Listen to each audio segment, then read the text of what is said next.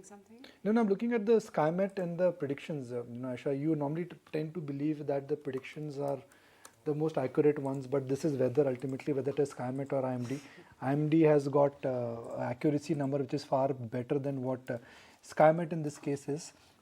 But 90% plus after 5 years of good monsoon, even if it is marginally here and there, where a month ago, 6 weeks ago, we all were talking about a nasty summer, a very warm March, a terrible April, temperatures like never before. The summer is not done yet, temperatures will rise, but it's not as bad as what it was appearing in the month of Feb when the temperature across India were nearing 35 to 40 degrees.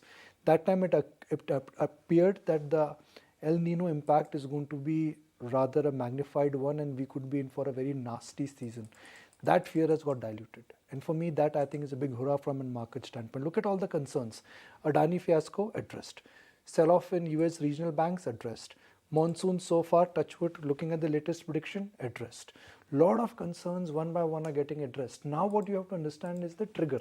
The concerns are getting addressed, but when will we find the new trigger? Will it be earnings? Will it be decline in crude? Will it be pure reversal in flows? We don't know. But the concerns are getting addressed and that's how market bottoms are made. The rise may happen when the triggers, they start kicking in. Kunal, am I making sense? Absolutely. So what's next then? Nothing much to add. I mean, beyond the point which you said. Come on. You can always look back and talk about trends and. No, I think that's how decisively and precisely trends shape up because at the peak of at the peak of the market bottoms, the pessimism is at the highest. But and as now the market gets into a gradual recovery, there is not an immediate reversal of sentiments. Sentiments take a lot of time. They need proof in terms of data points. They need proof in terms of numbers, etc. Whether that gets turned around, and then the sentiment starts to improve slowly. So I think we are still not into that phase where the sentiments have started to improve for the markets, which means that possibly the upside is also much more high for the index.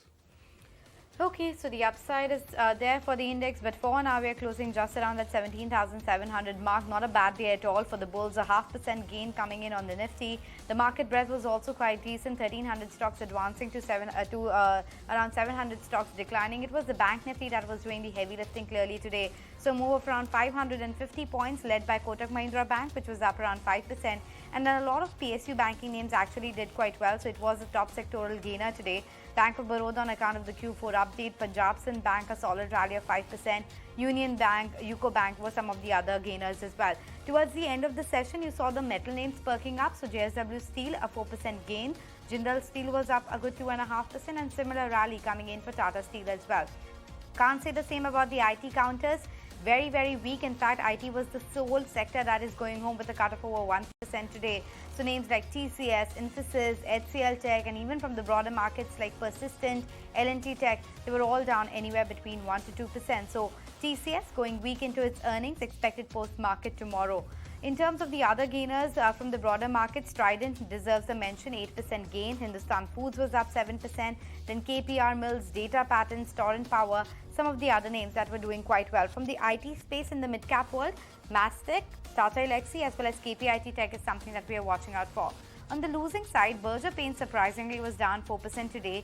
ABB India was of course reacting to that report coming in from Kotak Securities, which downgraded it, so a 4% cut there. But then you also had some real estate names which were reversing the gains that we had seen yesterday. So Macrotech Developers was down 3% and Delta Corp 2 was a bit weak ahead of its earnings. So earnings expected post-market today.